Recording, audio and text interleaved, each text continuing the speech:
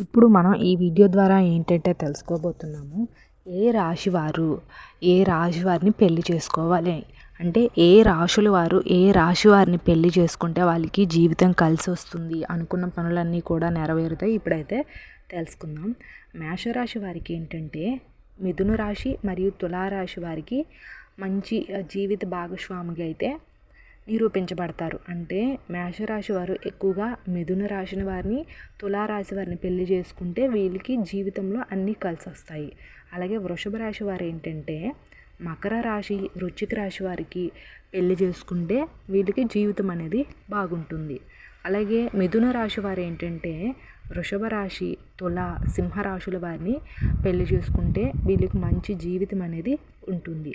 అలాగే కర్కాటక రాశి వారు ఎవరిని పెళ్లి చేసుకోవాలంటే సింహరాశి వారిని, మేషరాశి వారిని లేదా ధనుస్సు రాశి వారికి వీళ్ళకి జోడి అనేది కుదురుతుంది. అలాగే సింహరాశి వారు ఏంటంటే ధనుస్సు రాశి వారిని పెళ్లి చేసుకుంటే వీళ్ళకి ఉత్తమ భాగస్వామిగా నిలబెడతారు. కాబట్టి వీళ్ళు సింహరాశి వారు ఎక్కువగా ధనుస్సు రాశి వారు ఎవరికైతే ఉంటుందో వాళ్ళని పెళ్లి చేసుకోవడం చాలా ఉత్తమం. కన్యా రాశి వారు ఏంటంటే మకర రాశి లేదా వృషభ రాశి వారిని పెళ్లి చేసుకుంటే వీళ్ళకి అన్నీ శుభాలే జరుగుతాయి. అలాగే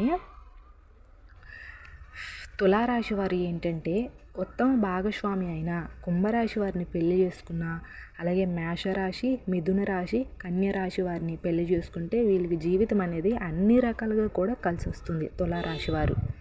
అలాగే వృశ్చిక రాశి వారు ఏంటంటే వృషభ రాశి, ధనస్సు, కర్కాటకం, మీన రాశుల వారు ఉత్తమ భాగస్వాములుగా గుర్తించడం జరిగింది. ధనుస్సు రాశి వారు ఏంటంటే జీవిత భాగస్వామిని ఎన్నుకునేటప్పుడు సింహరాశి లేదా మేషరాశి వారికి ఫస్ట్ ప్రాధాన్యత అనేది ఇవ్వాలి. తర్వాత ఇంకే రాశుల వారైనా పర్వాలేదు, కానీ ధనుస్సు రాశి వారు ముఖ్యంగా సింహరాశి, మేషరాశిని మాత్రమే పెళ్లి చేసుకోవాలి. మకర రాశి వారు ఎక్కువగా వృశ్చిక రాశి వారిని, అలాగే వృషభం, మిథునం, కర్కాటకం, తులారాశి వారికి వీళ్ళతో జీవితం అనేది బాగుంటుంది.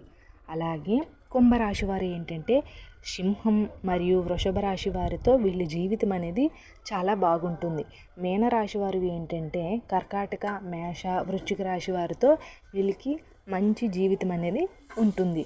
ఈ వీడియో మీకు ఇన్ఫర్మేటివ్గా ఉంటే లైక్ చేయండి, అలాగే మీ ఫ్రెండ్స్ అండ్ ఫ్యామిలీకి కూడా షేర్ చేయండి. అందరూ తెలుసుకుంటారు కదా.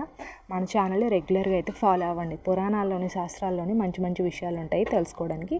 సబ్స్క్రైబ్ చేసుకోండి. Thanks for the watching this video.